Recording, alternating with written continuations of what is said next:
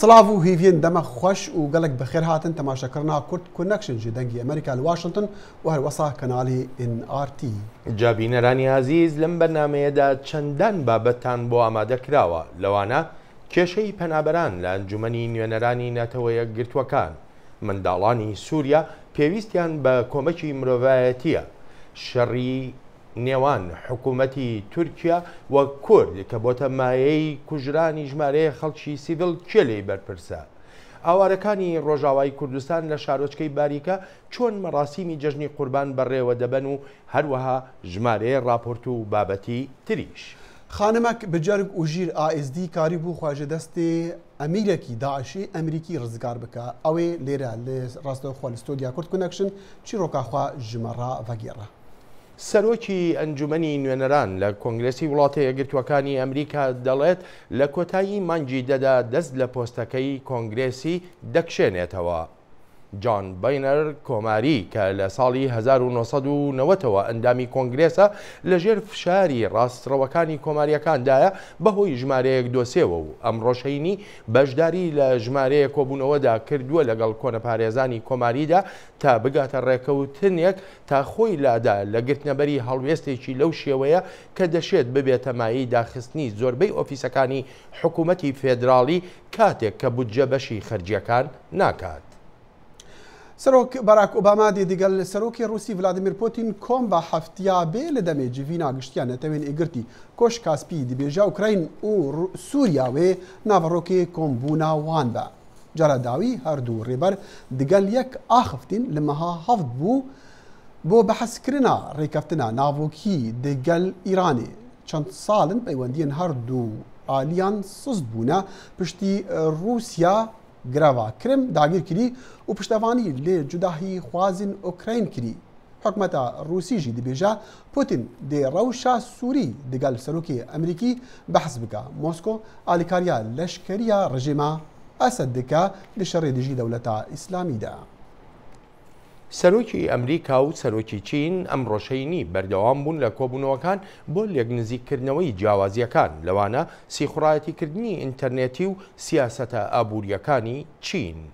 ئەم ڕۆژ ئێوارە سەرۆک براک ئۆباما بۆ خوانی ئێوارە میوانداری سەرۆکی چین دەکات و درەنگانێکی ڕۆژی پێنجشەممەش هەردوو سەرۆک لە کۆبوونەوەکەیاندا کە لە دەمی خوانێکی تایبەتی ئێوارەدا بوو زیاتر سەنگیان خستە سەر سیخڕایەتیکردن لە ڕێی ئینتەرنێتەوە.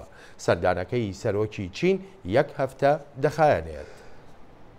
سەردانە پۆپ فرانسیس ji بۆ ئەمریکا بە سەردانێک دیرۆکی تێ تەماشەکردن و وی چەندین پرسین سیاسی لێرە لە واشنگتن و پرسین کێشەدارن ئازراندنە هێشتا ئەو لە ئەمریکا و قۆناغاویە دووەم نیویۆرک بوو.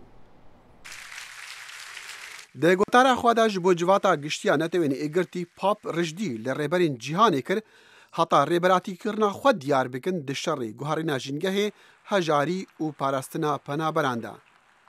Li cihê bîreweriya 11 Septemberê jî li navenda Newyorkê sedan hezarên xelkê guhê xwe da peyamê pop ji bo aştî û pêkvejiyanê lê li Kongresê Emerîkî de wî pirsên siyasî înan holê.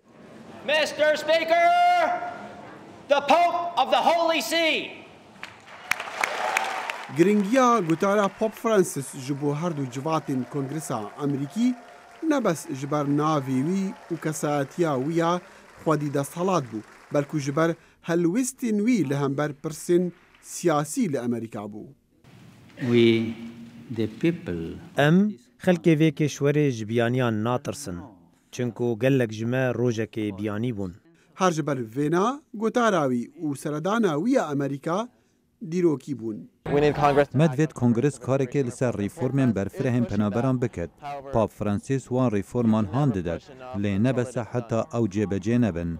Çend babetên diyên kêşedar weka azadiya marekirina hevcinsbazan, azadiya ji berbirina zarokan, pap anîn holê û komariyên Kongresê û parêzyar pê tengav kirin. Wî heman baweriya demokratên Emerîkî heye sebaret parastina jîngehê û dibêje ew pirsek ciddiye û divê ji berebabên dahatî re nemîne. Ez bawer dikim tiştek xweş e Pop pirsa germiya cîhanê dike pirsek exlaqî ku li Amerîka bûye pirsek siyasî. Em ji komarî û demokratan kiryarekê dixwazin Pop ji bo xelkê û ji bo siyasetvana axivî. Lê li dawiyê siyasetvanên me li vê avahiya pişt me guh didin xelkê. Bizavkarên parastina jîngehê hîvî dikin peyamê Pop Francis ne bi tenê ji siyasetvanan rabe, belkû bibe berpirsyariyek sincî û exlaqî. Lê parêzyar dibêjin çi gefe li ser jîngehê nînin li gora teoriyên zanistî. Dr. Calvin Beisner, damezrênerê Cornwall, pira navbera mirovanî û jîngehê bi rêka baweriya olî, nameyek vekirî ji Pop re nivîsandiye û 142 zana û profesorên zankoyan mor kiriye. A lot of the policies being proposed to deal with climate change gelek siyasetên pêşniyarkirî hene sebaret guherîna jîngehê bi şêwekê bihayê enerjiyê ji bo hejaran zêde kiriye li seranserî cîhanê. Evca ew xelkê papa divêt alîkariya wan biket ber ziyanê keftine. Em bawer dikeyin ev siyasete ne gelek bawer pêkiriye. Çunku bi şêwekê zanistî hatiye diyarkirin ziyana ku mirov digehîne jîngehê gelek kêm e. Bu numune setelayê diyar dikin ku ev 18 sal û 8 mehin germî zêde nebûye. Peyamê mezna oldarê Kristyanên cîhanê aştî û pexşendeyî ye û wek heviya civakî. Ew tê naskirin bi Popê feqîran. Wî ji endamên Kongresê ra ku piraniya wan dewlemendin xwest dewlemendiya welatî bê dabeşkirin. Li pênc salê borî em lehiyên pere di sîstema siyasî de dibînin. Çunku wekberê çavdêrî li ser kompaniyan nîne. Ev perekî zêde li ser hilbijarna terxan dikin. Ji ber hindê ye wan karîgerî li ser biryara siyasiya Kongres heye. 31 ji sedê ji endamên Kongresê Kristyanên Katholîkin û li gora raporteka parî ya New York Times nîveka endaman milyonêrin. Eger ew ne xema xelkî giştî be, lê gelek Emerîkî dixwazin di hilbijartina wan de pere rolê mezin neleyîze. Pap dibêje Emerîkiyan welatê we erdê delîveyan bûye û hêş li her erdê delîveyan û cêbicêkirina xewna ye ji milyonên xelkê re ku li welatên xwe ew delîve û ew azadî nîne. جازیزانم سەردانی پاپا بۆ پایتەختی وڵاتە یەکگرتووەکانی ئەمریکا بووە مایەی گرتبوونەوەی خەڵکێکی زۆر بەوانەشەوە کە خاوەنی بڕوای ئاینی نین. ئەم گرتبوونەوەیش زیاتر پەیوەندی هەبووە باڵوێستەکانی پاپاوە و زۆرێک لەوانەی چووبوونە پێشوازی پاپا لای کۆشکی سپی و لای کۆنگرێسیش باس لە هاوڕایی خۆیان دەکەن لەگەڵ ڕوانینەکانی پاپادا. هاتنی پاپای ڤاتیکان بۆ ئەمریکا بەلای ئەو خەڵکە زۆرەی ڕژابوونە سەر شەقامەکانی واشنگتن هیوا بەخش بوو چونکە کۆبوونەوەکانی لەگەڵ کۆنگرێس و سەرۆکی وڵات ئەو داواکاریانەی خستە ڕوو کە زۆرێک لە ئەمریکیەکانیش داوای دەکەن. ئاماژەی بە کۆمەڵی کێشەی کۆمەڵایەتی و گرفتی ژینگە کردووە کە ئەمریکایەکان ڕوبەڕووی دەبنەوە. لەو باوەڕدان پاپا قسەی دڵی ئەمریکایەکانی کرد. من سەرسامم پێی و ڕێزیش لەو بۆچوونانەی دەگرم کە ئەو باسی لێوەکردن. تەنها هیوام ئەوەیە کە کۆنگرێسیش ئەو شتانی ئەو باسی کردووە بە خێرایی کاری لەسەر بکات. هاتنی پاپای ڤاتیکان ڕێبەری کاسۆلیکەکانی دنیا لە کاتێکدا بوو کەمپینی کێبرچی هەڵبژاردننی سەرۆکاتی ئەمریکا لە بەهێزبووندایە. چاوە سیاسەکان چاودێری وتارەکەی بوون چونکە پاپا پشتگیری هەر لایەک بکات تای تەرازۆکە دەشکێتەوە بەڵام پاپا وای نەکرد. لە نێو ئەو هەموو ئاستەنگانە هەوڵ دەدەین ڕێگا بدۆزینەوە و وەڵامی ڕاستی هەموو کەسێک بدرێتەوە. خۆشم لە نێوەی ئەوانەدام لەبەر ئەوە سپاسی پاپا دەکەم لەو باوڕەدام ڕۆحی پیرۆزی ئەو بۆ هەموو جیهان دێت. دوجار ئێمە هەمومان سەر بە یەک خێزانین. پاپای ڤاتیکان لە کاتی سەرهەڵدانی زۆر قەیراندا لێدوانەکانی جێی خۆی دەگرێت. هاتنەکەی بۆ ئەمریکا و وڵاتانی تریش چەندە پەیامی ئاینی تا بوو. سیاسەتیش بەشی خۆی هەبوو. کاتێ هاتووە بۆ ویلایەتە یەکگرتووەکانی ئەمریکا و کۆبوونەوەی لەگەڵ سەرۆک و ئەندامانی کۆنگرێس وەکو ناوەندی دەسەڵات لە واشنگتن پێکێناوە پێم وایە پەیامێکی سیاسی هەبووە لێرەشەوە دەڕوات بۆ نیویۆرک و فیلادلفیا وەک دوو شوێنی خوڵقێنەری دیموکراسیە. لێدوانی پاپا لەسەر پاراستنی ژینگە و خەمی شێواندنی دنیا و ئاوارەبوونی سەدان هەزار مرۆڤ لە ماڵ و حاڵی خۆیان ئەو باسانە بوون ئاوی بە دڵی جیهاندا دەکرد نەک بە تەنها ئەمریکیەکانی لەو کەرنەڤاڵە جەماوەریە بەشدار بوون. خەمی ژینگە و گۆڕانکاری کۆمەڵایەتی هەیە ئەو دوای داخوازیەکانی ئەو خەڵکە کەوتووە هەر لەبەر ئەوەشە ژمارەیەکی زۆری لە خەڵک لێرەیە تەنها خەڵکە ئاینەکە نین خەڵک بە تەنگ گۆڕانکاریەکانەوەن ئەویش ئەو کەسەیە کە بزوێنەری گۆڕانکاریە. بارودۆخەکان لە واشنگتن ئاسایی بووە گەشتەکەی پاپا لە واشنگتنەوە بەرەو نیویۆرک داخۆ پەیامەکانی پاپا بۆ کۆنگرێس و سەرۆکی ئەمریکا هیچ گۆڕانکاریەکە خوڵقێنێ یحیا بەرزنجی دەنجی ئەمریکا. جاركدي بخير هاتنا كورت كونكشن بصدان خالمين ازديج دستي ميليتانين دولتا اسلامي داعش هاتنا الرزقار كرن وانا تشيروكن غمجين هنا قجد بيجن او هاتنا كرين وفروتن تعدا لوان هاتيا كرن زور لوان هات كرن ولا خوا بقهرن وببن مسلمان يك جوان خانمين بالجرق وهن جير كاريبو خوار رزقار بكا جدستي امريكي داعش هي امريكي لسوريا بازي میوانا دنگی امریکا بو و جبر سلامتیاوی ام سرو چاونوی و تشرن بازی گلک بخیر هاتی خیر علی بسرتا چرا که غمگین ته و کو هم خالمین ازدی کوش دست داعش خلاص بوین بس یا تشتی گرینگ او تو رزگار بو تو بسلامتی گلک فهمتی تو دستی امریکی داعش دابوی او خوی امریکی بو او اصل خوی امریکی بو چاوا تزانی خود اس الباوی بوم بله از الباوی بوم وی گوتامه گو ازی امریکی بوم گو وبری 4 ساله ازی امریکی بوم گو از مدرس بوم الامریکا وعائله وی الامریکا بو مقاطع خواجرت شاندن زارو دوی بون کچکو کرکت دوی بون و گوت اف 4 ساله از هاتیما بسلمان بویما زارو کی ترکی دری بون چما زارو کی دوی الامریکا بون يعني وقت فيديو جرت شاندن وقت فيديو جرت شاندن الامريكا بون وي قطام جو افا جو زاروت من نقول وي دارينا جو هرش فتره كي زاروت خود بينا زاري خل كدرت بينا وزاروت زاني كو اول تشيكيا قال داعش السوريا يعني خودي اس نزان بس غير وان مقاطع خواجرت شاندن ونا قلت ازل كي درت بينم غير قلتم جو ازاروت خو هرش فتره كي بينم بالي تو شو بزمان قلت اخذي از بعربی قلت آخفتم بس نزانی قنجو عربیاوی نا باش بو باشا بعضی زانم قالك امريكي هنا باصلي خونا امريكي نتين امريكا شان صار امريكا بن ناس نما امريكي واد قرن دشن بيجن ام امريكينا او بخوا اصلي امريكي اصلي امريكي بو وي قد جو اسلمني امريكا جو برينها جو ما جو ام جوا كفار بون جو ما بتم تالاوان صندت خوار و گوسا گو هشکا از نو هاتی ما بسلمان بيما و 4 سال گو نو مخوادي ناس كريا گو نو از مدنيا فيهم كريا گو چنكو گو بري گو ما بتم تالاو تشتاوان صندت خوار گو ما نزاني خوادي چه تشتا بله يعني بشتي مسلمان بوي بشتي بسلمان بوي گو نو مدنيا فيهم كريا گو برين ها گو متشتك ما نزاني گو اس مدرس بوم الامريكا بله كاري ناف داعش ده چبو كاري ناف داعش دا خارطة بوتانين اتحاربت درسماندن چونكو هون هر نفي داري ووسا وقت اجتماعي تخواد كرن ما تليد نيري الخارطة دا درسماندن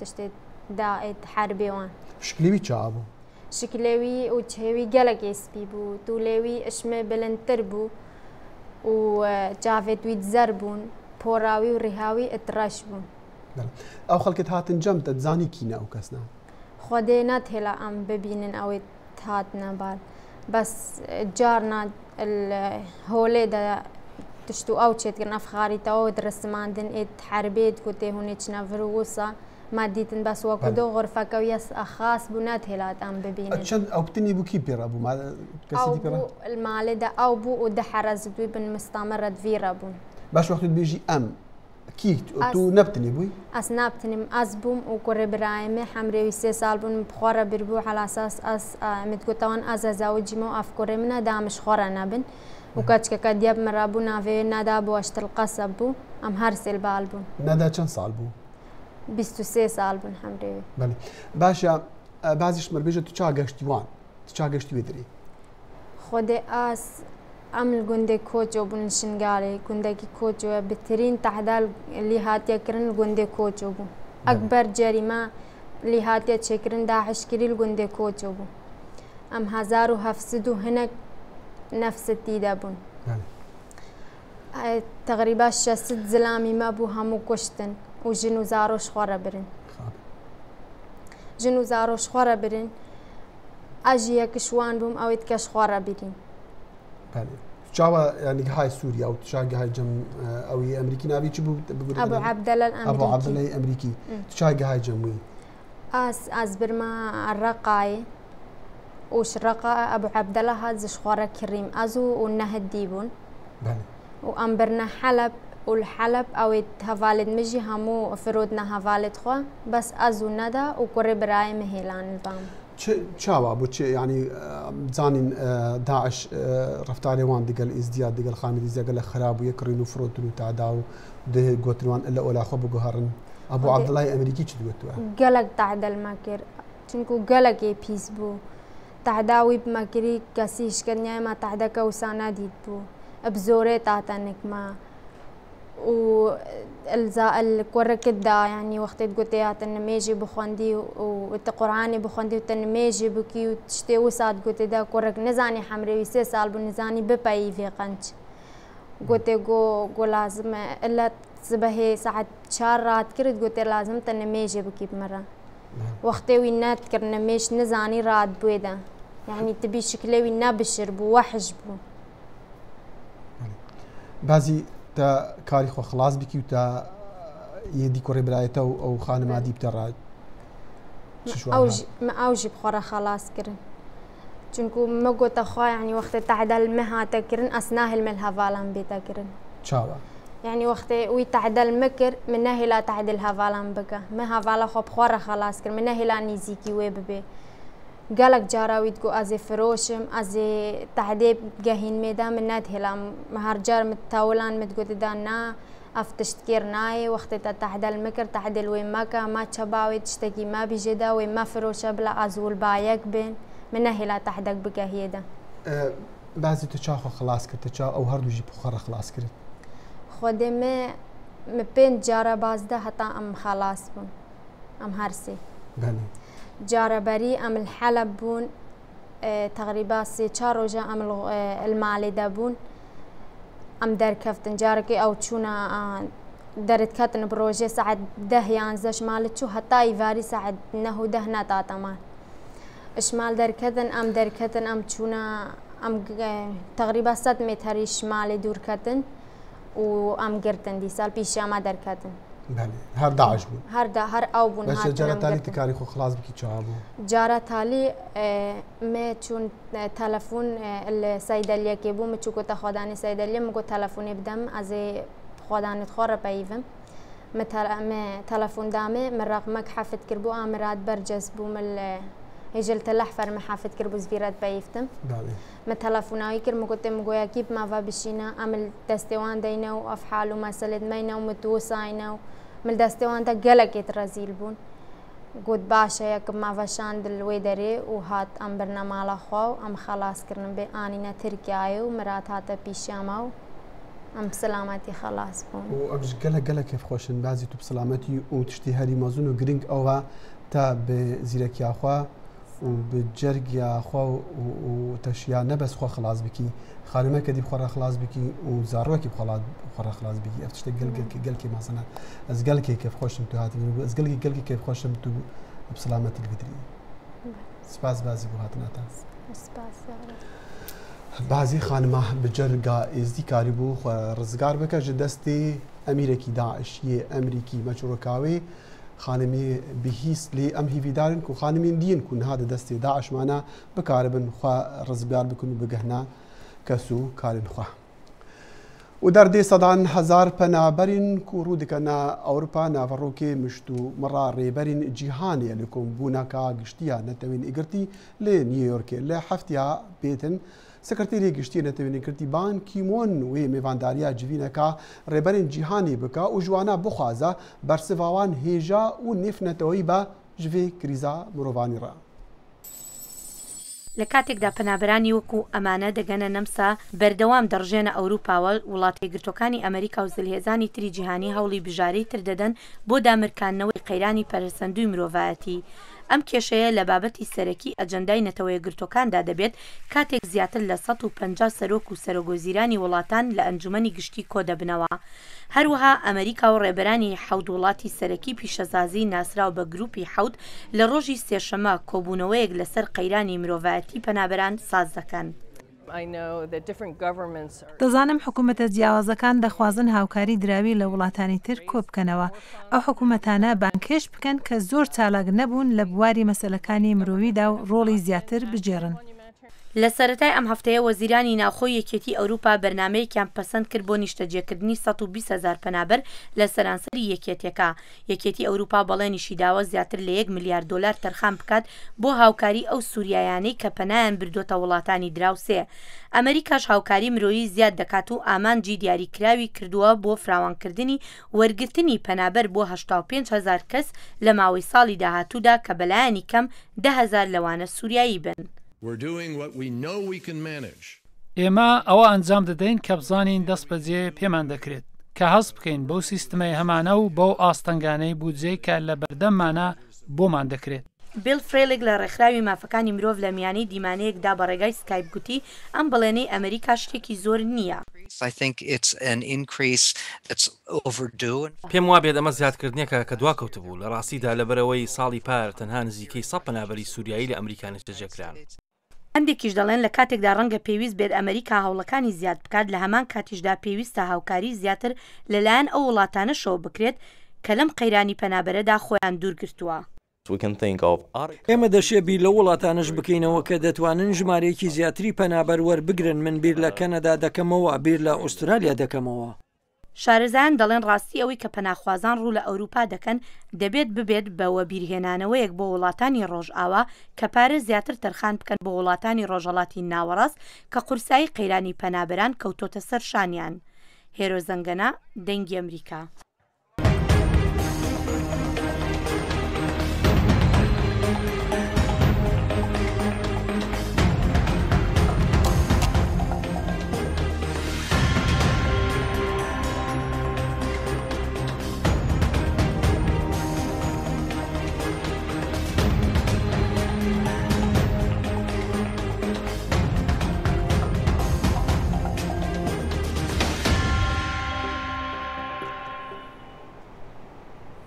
ئەنجومەنی وڵاتانی ئەندامی یەکێتی ئەوروپا پلانێکی پەسەند کردووە بۆ ڕێگەگرتن لەوەی قاچاقچیەکان پەنابەران بەرنە ناو ئەوروپاوە. هاوکات ڕاوێژکاری ئەڵمانیا ڕێککەوتن لەسەر دابەشکردنی پەنابەران لە وڵاتانی یەکێتی ئەوروپادا بە پلانێکی گونجاو ناودێر دەکا. ئەم ڕاگەیاندانەی ئەنگەلا مێرکل لە بەردەم پەرلەمانی وڵاتەکەیدا بوو. نەخشا ئۆپراسیۆنە دەریایە ناوەڕاست بۆ ڕێگریە لە قاچاقیکردنا بە مرۆڤان ji sê قوناغا pêk dêt û têda gemiyên leşkerî wê mafê rêgiriye û destbisergirtina gemiyên guman lêkirî hebetin. Rêbera rêbaza karê derve ya êketiya Ewropa Frederica Mogherini dibêjitin pêdiviyên operasyonê amade ne. ما وەکو ڕاگەهاندی و هون دزانن قۆناغا یەکێ بجی کرد و لە دیفچوون و کۆمکردنا زانایاران پێک تێ و ئەم ئامادەنە دەست بە قۆناغا دوویەم بکن و پلان دۆ ji aliyê Komîta Leşkeriya Yekîtiya Ewropa hate pesendkirin. Hevdem digel kombona Cinev, şêredvana Almanya Angela Merkel di gotarekê da li berdem perlemanê welatî got rêkeftina êketiya Ewropa li ser nexşa dabeşkirina 120,000 penaberan nîşan e li ser yek helwîstiya Ewropa û rêkeftin pêngava êkê ye. Ez razî me li ser encamên îro li ser ra ku herçend de em dizanin hemû pêdiviyên çareserkirina pirsa penaberan ne li berdestin lê me pêngaveka gelekî giring bû pêşve havêt.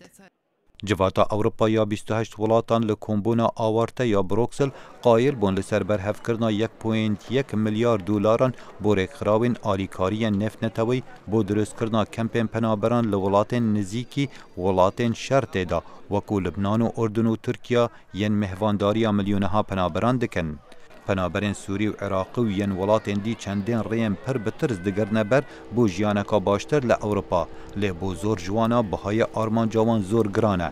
Jiyan li destan û bêserûşwên û veqetandin ji malbatê bû. ji berî 4 salan cejin hebû niha cejin nîne çingû her tiştê derbarî cejnê nemaye. Bêhîvîbûn ji dawî hatina hevrikiyan xelk naçar kir bi dûrkeftin ji welat û malbat û ahengên cejnê qibûl bikin. Lê kombûnên rêberên Ewropa û çareserkirina pirsa çend sed hezar penaberan dumahiye bi vê pirsgirêkê naînit û paşaroja wan bi aşkirayî xuya naket. Xalid Fettah, Dengê Amerîka. Li gora hejmarên UNICEF 7,500,000 zarokên Sûrî li jêr jiyê 18 saliyê li nav û li dervey welatî pêtivî bi alîkariyên mirovanî heye. Pitir ji 2,600,000 wana li welatên dorûber naçin xwendingehan û bihîviya cihekî bi selametin. Aso cebar digal Katie Keith axiftiye ew karbidesteka UNICEF lêre li Washington. ئای یونیسێف ڕێکخراوێکە بۆ سەرجە مناڵان لە هەر شوێنێکی دنیا بن؟ مناڵان یەکەمین بابەتێکە یونیسف بەبایەخەوە گرنگی پێدەدات. هەڵمەت دەکەین لە پێناو دابینکردنی مافەکانیان لە وڵاتەکانی خۆیاندا یان لە ئاوارەبوون و کاتی پەنابەریاندا. بە تایبەتی مناڵانی پەنابەر و ئاوارە. داکۆچی دەکەین بۆ دابینکردنی پەناگە و شوێن بۆ ژیان و دابینکردنی ئاوی پاک و ڕزگارکردنیان لەو کارەساتەی کە بەسەریاندا هاتووە. بە تایبەتی لە ئەزمونە دژوارەکانی ژیانیان.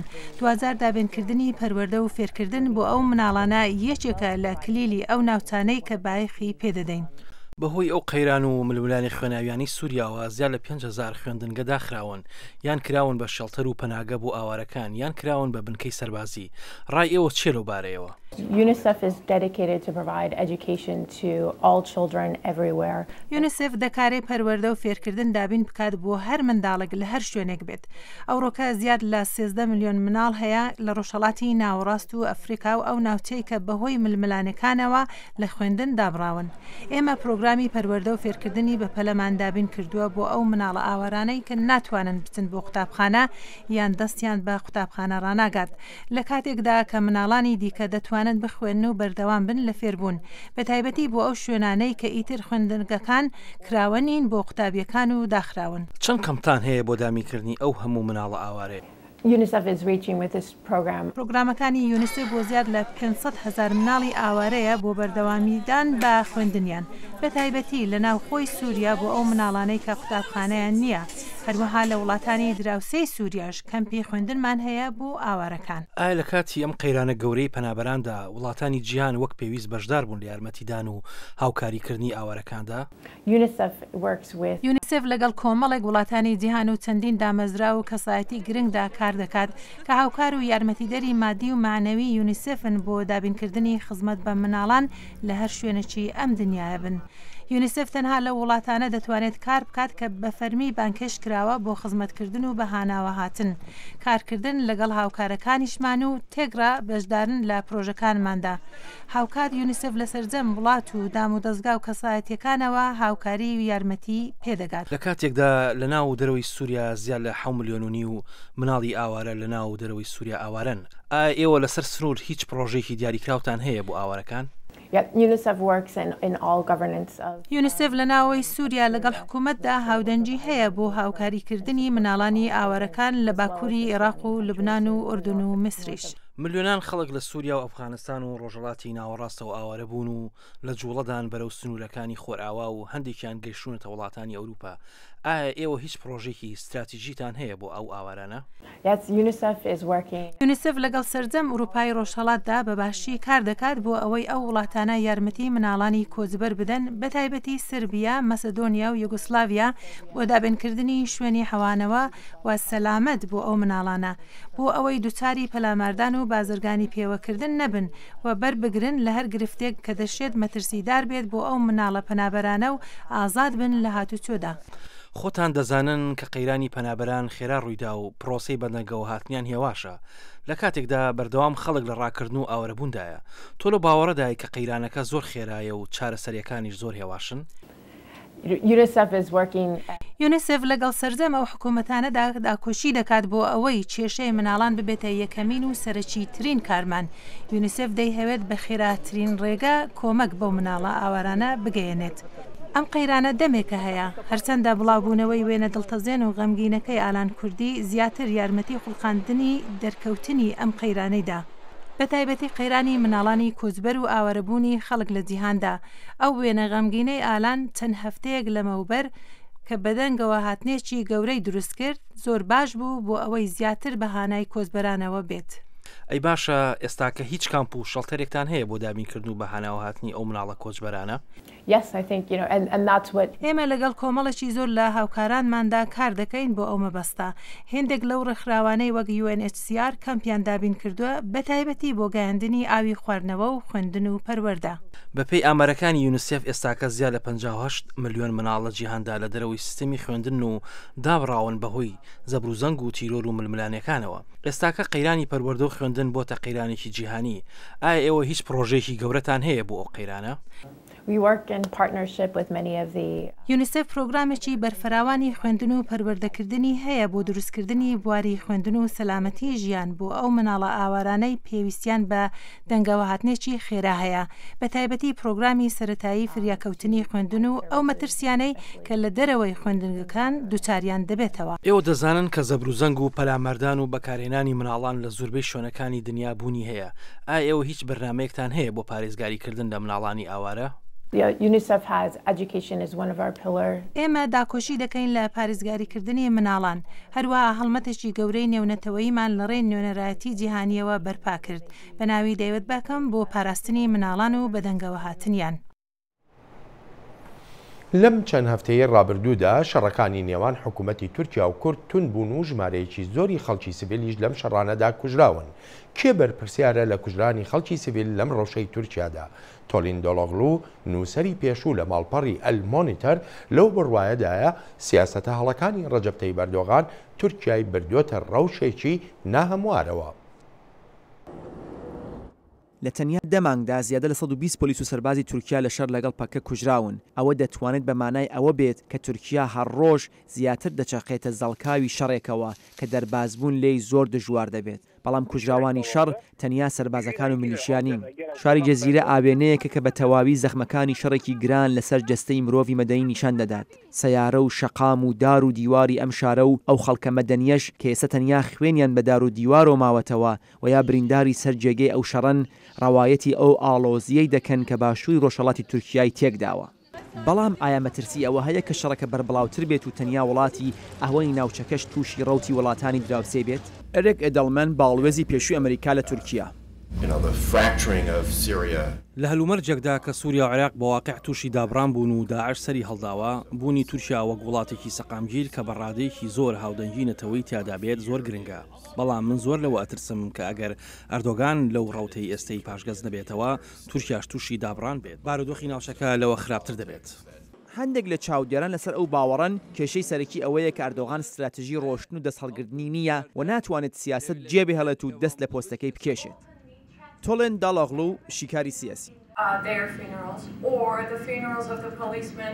کاتێکەوە دەچن بۆ سەرخۆشی یەکێک لە سەربازە کوژراوەکانی تورکی یان یەک لە ئەندامانی پەکەکە ویانیش خەڵکی مەدەنی لە هەموو لایەک پرسەگێڕەکان ئەردوغان و هەوڵەکانی ئەو بۆمانەوە لە دەسەڵات وەکو هۆی سەرەکی کوژرانی خۆشەویستەکەیان دەزانن.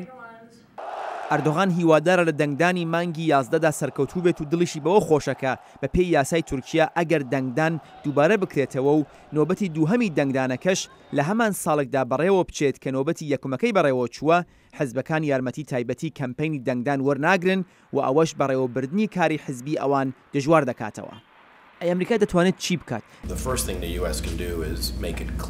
ئەمریکا پێش هەموو شتێک دەبێت بۆ تووشیاڕوونی بکاتەوە کە کەڵک وەرگرتن لە فڕۆکەخانە لەشکریەکانی ئەو وڵاتە بەمانای ئەوە نییە کە ئەم وڵاتە بەنسبەت پێشەکردنی پرۆسی ئاشتی بێدەنگ بێت. ئەمریکا دەبێت ئەردۆگان تێبگەێنێت کە تەنیا ئامادەیە لەگەڵ وڵاتیشی دیموکرات و سیکولاردا هاوپەیمان بێت. ئێستا شەڕ بەردەوامە و هەردوو لایەنیش ئەوی تر بە بەرپرسیار دەزانن و دەستپێکی دووبارەی شەڕ دەگەڕێنەوە بۆ هەڵەی لایەنی بەرامبەر. بەڕای من هیچ گەڕانەوەیەک سەر ناگرێت تا دوولایەنەکە بەرپرسیاری هەڵەکانیان نەبن لەمەڕ کێشانی شەڕ بۆ ناو شارەکان. پەکەکە بە هەمان بەراورد یاخود زیاتر لە ئۆردوغان لە بەرامبەر ئەم ئاڵۆزیە و خستنە مەترسی ژیانی خەڵکی مەدەنی بەرپرسیارە. ئەگەرچی زۆر سەیرە بەڵام دەبێت بڵین کە لێرەدا بەرژەوەندی ئۆردوغان و پەکەکە یەکی گرتوتەوە و ئەمە شتێکە کە پەکەکە دەبێت بیری لێ بکاتەوە. بەڵام ئەگەر دوولایەنەکە ئامادە نەبن بگەڕێنەوە بۆ ژووری و توێژ و درێژە پێدان بە پرۆسەی ئاشتی چی ڕوودەدات؟ ئەمە پرسیارێکە کە زۆر لە چاودێران لە وڵامەکەی دەترسن. شاهد عەلەوی، دەنگی ئەمریکا. دەخیل ئەلبەتە زۆر شت کەوتۆتە سەر هەڵبژاردنەکان و ئەنجامەکانی هەڵبژاردنەکەی 11 لە تورکیادا تەنانەت ئەم ڕۆژە ئاسایشەی کە ئێستا لە وڵاتەکەشدا دروست بووە پێدەچی هەر ئەنجامەکانی ئەو هەڵبژاردنە دیاری بکەن. هەڵبەت و ئەردۆگانش وەکو هەموو دراپۆرتیداژ وەکو هەموو شەرەزاژی باوەڕ دەکەن و یان هێوی هەیە ئەردۆگان و ئەو دەنگێت نیشتمان پەروەریت وڵاتی بخوا بینتر لە شوونە نەتەوە پەرستەکان لە شوونە هەندێک و دژاتیا کووردا دەکات لێ پارتین دیژی ئەو یەت نەتەوە پەرست و جەهاپێ و مەهاپێ ئەوژی دخوازن بە هەندێک و مەسەلا شەڕ و مەسەلا شەڕی کوردان دەنگێن خەڵکی دی بخۆ ببینی لێ ئەنجامی داویجی یانژی وەکو پێشبینیا داویژی ئەوەکو دێ ئەنجامێت هەڵبژاردنە ئێت پێشوەخت هەروەکی بەری بەری و لە دەمێک و داعش هێریشی هەریما کوردستانی کری کۆمەڵەکە خۆبەخش هێزەکە تایبەت بناوێ هێزامرنێ دامەزراندیە ji بۆ هەلانی نامینên بنعرد û هەروەسا پوچکردنا کەرەستên teqînan ku daعش li dûxwe hêlane Peyamîrê dengê Amerîka Kawa Umer seredana wê komelê kiribû. Rakirina bombên çandî nekarekî asan û metirsiyeka here mezin têda ye belê li cem hindek pêşmergan arezo ye. Cemal Weysî berwariyê beriniya Soro li sala 1977 ji dayî bûye û noke babê 5 zaroya ye. Çend caran Soro hatiye birîndarkirin. Belê noke hêzeka taze pêkînaye bi navê Hêza Mirnêw bûye berpirsê evê hêzê. Her wekî Cemal dete xoyakirin ku ev hêze ji 40 kesan pêk dihêtin û 30 ji wan xwebexşin û dibê moçe ne. Ez dikim ka bû miletê xwe û serokê xwe û bû pêşmergê xwe û yê birayet min yê satirî da û yani wek ez bînim ev tên te bêvet pexin mixabin yani min hecêkirina vê tênciya da û roj bi rojî bedilê min şîrîn dilete. Bi Xwedê hema هنگل بینن یعنی جورت آسنی دانان جورتانن ماده کیمیایی نادن یه وقت ماده که ناده بس حتی نه فقط دیار نابد ماده که حاضر نبودم دیتی و اولا برمیل خاصیت انتحاریان و تون بر خانی دانان ابدوبیت بچارت و ابدوبیت ها تقریبا 30 لیترات نه و اغلبت دانت کواندن ده ما را کل کانی شیرینه وما دانات صندوق ده كوكات الصندوق باقي بتبع بحقت يعني فرعان جدا وسال قالك ناحية جرباني غسالة دا جربانين پێشمەرگên hêzamirnê ew ên xwebexş wesa dene diyarkirin ku ev kareke mirovayetî ye ji ber ku em çend bombekê radikeyin giyanê hezaran hawlatiyên sivîl dihête parastin. Xwedê ez wek pêşmergek min berê Xwedayê ku Royî Cemal یه مستمر وان عبو وان تینتیا راد کت بر خلقی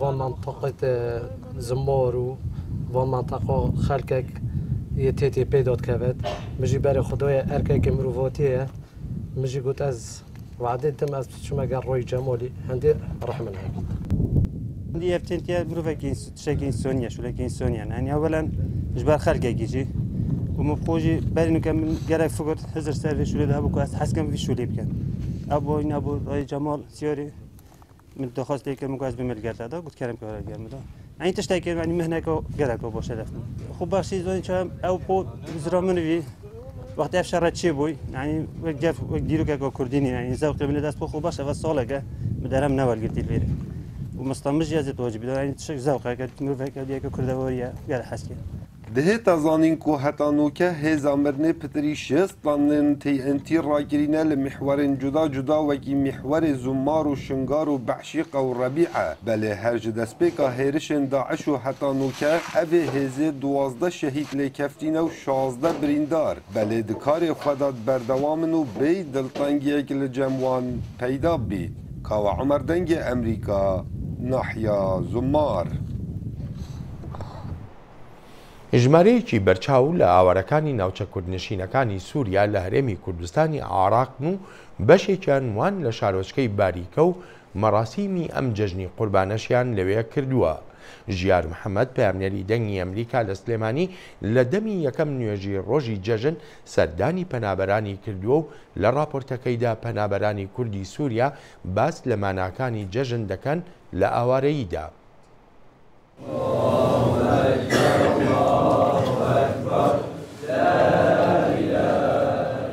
لە دوورایی نزیکەی هەزاران کیلۆمەترەوە کوردانی ڕۆژئاوای کوردستان بەدەم نزای کۆتایی هاتنی شەڕ و گەڕانەوە بۆ زێدی خۆیان لە کەمپی پەنابەراندا مەراسیمی جەژنی قوربانی ئەم ساڵیشیان ئەنجامدا. دێ ڕۆژە جەژنێدا ئێمە هێویدارن خۆت على تەوفیقی بدەیگۆ ئەم شەڕ تەواو ببێ نابێنە وڵاتی سووریا و خەڵک بەگەری وڵاتی خوا و بەگەرن یعنی باژاری خوا و ژیانە خوا بەگەرن وەکە بەری خۆشتر. پەنابەرانی ناو کەمپی باریکە بەسەردان و میوانداریکردنی یەکتر و بەخشینەوەی شیرینی لە ناو کەمپدا جەژنیان لە یەکتر پیرۆز کرد و داوای گردن ئازادیان لە یەکتر کرد. ئەوان باز لە هەستی خۆیان دەکەن لە جەژندا لە ژیانی پەنابەرێتیاندا. ئێمە الحەمدوللا دەژنامە لەبەر خێر و سلامەتم هەموو ئەم هەردوو ناستکەم وڵات ئێمە ڕۆژاوای هەموو ینی کەسی غەریب فرنینە کەمبە باریکە و معاملەتە هەموو باش. لە ئاینی ئیسلامدا مسلمانان ساڵانە بە تەنها دوو جەژنیان هەیە کە بریتین لە جەژنی قوربان و جەژنی ڕەمەزان. پاش ئەنجامدانی نوێژی جەژنەکانیان مسلمانان خوانێکی تایبەت بۆ ژەمی بەیانیانی یەکەم ڕۆژی جەژنیان ئامادە دەکەن. بەڵام پەنابەرانی ڕۆژئاوای کوردستان لە کەمپی پەنابەراندا بازە جیاوازی ژەمی بەیانیانی یەکەم ڕۆژی جەژنیان دەکەن لەگەڵ هەرێمی کوردستاندا. ئێمە سبا وقتێم درابن ئەم قەحەوەکێت بخن هەنێک چەکولاتات خۆن خوانادی نیرۆ ئەم گۆش وا دخۆن نیرۆ نەوەکە خەکەستی مەیش خەوت درابن خوانا گراند خۆن برنجێت خۆن سەروپێت خۆن مەرگێت دخۆن. لەم جەژنەدا مسلمانان قوربانی بۆ خوداوەند دەکەن بۆ پاکبوونەوە لە هەڵەکانیان. بەڵام پەنابەران بەهۆی دۆخی گوزەرانیانەوە ناتوانن ئەم ئەرکایینە جێبەجێ بکەن. فێری ئەمکانی نین تیدبینێ ئەم بەرابەرن ئەم هاتنە لاجێن ئەمێ چه هەر یەک ژێتێ هەرێ بهالۆ هالۆ کانیاتێ ڤر نەوەکەورن لور هەر کەسکی مالا خۆ بوو مالایشکی سیوی بوو شغلکرد الڤر نەشغل هەیە نەعمل هەیە الڤر چه چەند ضحیە و ماضحیە بەلکی یەکش کامپێ ئەف ضحیە نەکردیش بەرگۆ چه ئەمکانی نینە. کەمپی پەنابەرانی باریکە سەر بە بەڕێوەبەرایەتی ناحیە عربەتە و دەکەوێتە نزیک پارێزگای سلەیمانیەوە کە تایبەتە بە پەنابەرانی کوردانی ڕۆژئاوای کوردستان. کەمپەکە پێک هاتووە لە حەوت کرد کە هەر کەرتەی 256 خێزانی تێدایە کە دەکاتە 1792 خێزان و تێکڕای ئەندامانی ئەو خێزانانش نزیکەی 6300 کەسە. ئەمە پێنجەم جەژنی مسلمانانە کوردانی پەنابەرانی ڕۆژئاوای کوردستان لە کەمپی پەنابەریدا لە باشووری کوردستان مەراسیمەکانی جەژن ئەنجام دەدەن. ئەوان هیوایان دەخواست مەراسیمەکانی جەژنانی داهاتویان لە زێدی خۆیان ئەنجام بدەن تاوەک خۆیان دەیانوت جەژنەکانیان ببێتە دوو جەژن. ژیار محەممەد دەنگی ئەمریکا کەمپی پەنابەرانی ڕۆژئاوای کوردستان ناحیەی باریکە.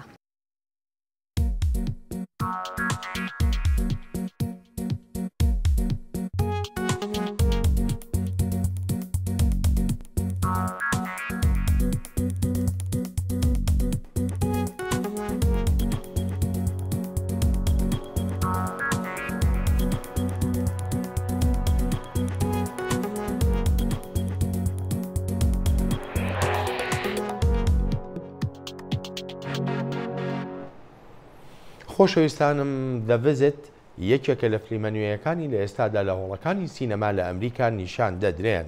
بەسەرهاتی دوو منداڵە و دەچنە لای باپیر و نەنکیان لەوێژ نهێنیەکیان بۆ ئاشکرا دەبێت و دەکەونە بیرکردنەوەی ئەوەی ئایا جارێکی تر دەتوانن بگەڕێنەوە لای دایکیان یان نا.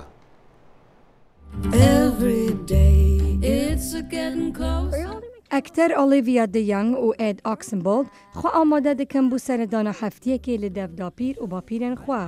لە هەمان دەمدا دایکاوان دەگەل هەواڵێ خوا دچە گەشتەکە دەریایی. لە بەرە هەردوو زارۆک فیلمێکی بەلگەیی لەسەر سەردانە خوا دەفوان چێکن. لێ ئەو نەزانن ئەو دێ بچەند تشتان لەوان ماتمای مینن. Becca is she's Ez rola Rebecca dilîzim di vî filmî de. Ew jî her wek hemû kiçin dine. Gelek keyfa wê ji dayîk û birayê wê tê. Ew her wisa gelekî ji dapîr û bapîrê xwe hez dike. Ew dixwaze her dem hemû bi hev re bin wekû malbatek keyfxweş. Hemû kes vî tiştî dixwazin. Olivia dibêje taybetmendiya derhênernayît ne bes ewa ku ew derhênere û ez ekterekim di filmê wî de.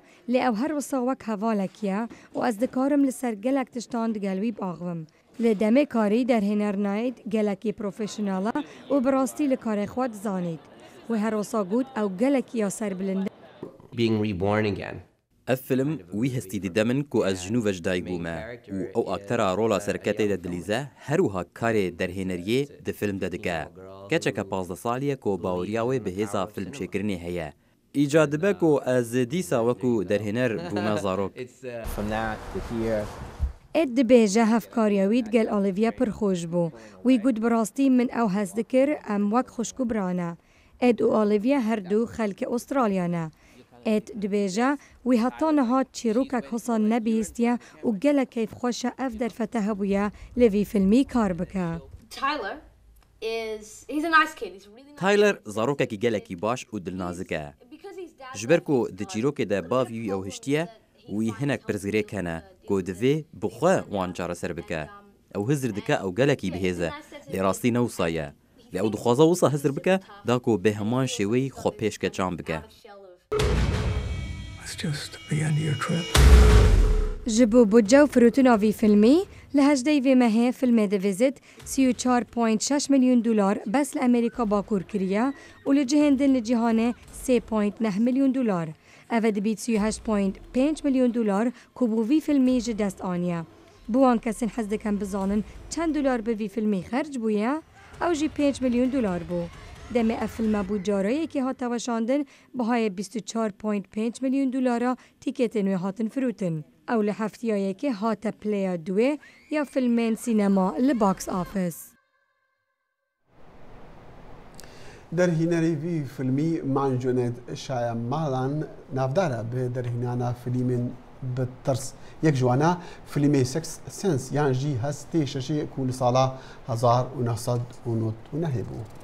بەڵێ دەخیل هەڵبەتە راپۆرتێکی تری هونەریمان هەیە کە تیایدا مینەتیەکانی مرۆڤ بەشی سەرەکی بوو لە پێشانگا هونەریەکەی هونەرمەند کارن لە شاری ئەلکزاندریا لە ستانی ڤرجینیا و پەیکەرەکانیشی ئاماژەیەک بوون بۆ هیوا بەو شێوەیەی ئازار و جەفا لەسەر مرۆڤ هەڵبگیرێت. پەیکەرساز و هەلبەستوانە ئەمریکی کارێن سوێل هۆڵت بە پەیکەر و هەلبەستێن خوێ. کاری بوو ئێشا گیانا مرۆڤانتیê di hola Kilîseya Convergence ya got sîngaxwe ji karê hunerê rivekiriye bide xwendin. Dibin navê heft mirî de di navê çend berhemên cuda de jê peykeran ve. Pêşengeha karîn bala bîneran kişand bê teknîka xwe û mijarên berhemên xwe gopiraniya wan li ser giyan û gewd bû û girêdana wan bi hevdûr e herûsa jî pirsên felsefî di nav mirin û jiyanê de. Di destpêka pêşengehê de berpirsa galeriyê bi xêrhatina karên kir û li ser karê wê axivî û wêdanasîn bi bîneran ve herwisa jî anî ziman pêwistiya hunerê di navê civakê de. Karîn di destpêka axaftina xwe de got karê wê ji hevdû cuda nabin. Peyker û helbest hevdû temam dikin. Carna gotin nikarin derbîrîniyê mirovê bidin xwendin. Ji ber wê jî peyker bêtir ew hest digihîne mirovan. Ji ber got ew tiştekî li ber çav e û tikare destê xwe bide û pê hestiyar bibe. So Karen's work can be very poetic. Karêkerin bi gelek wateyan tî xwendin lê wê tişte kir ku helbest ji hin berheman re nivîsand. Ne wekû kesekî dervey wana lê belê bi piranî wekû kesekî di hundirê peykeran de ye. Ku dibe dengê wan wekû lîstikvanekî di nava peyker de. Piraniya berhemên karîn bi qoraşewutan dî hatibû çêkirin û bi hin alavên din jî. Got piraniya wan gewdê mirovan bû. گودناو ایشی ده هاتبون گوزاندن. So one thing I really appreciate about Karen's work تشتك تنه دكار كارن در هيا كو اس بيزاني نخوا بيدكم او كو تشوا ويل سر ايشو كيشا مروفان د اخوه لهيفي ددس او بيوندي امرو بخورا دكه او تشوا خو نازبكه وساکارین کاریبو به هلبستین خو او پیکرین خو ین دربرین نامه خو بگینه بینران و هزا هنری بینه بر جوان. لقمان احمد دنگی امریکا. بيفيا كو دما خوش دقال كورت كونكشن بوران دبا بجبيرنا كان رجع سيشنبي امي جارك ادين بقهينه فدا حافظ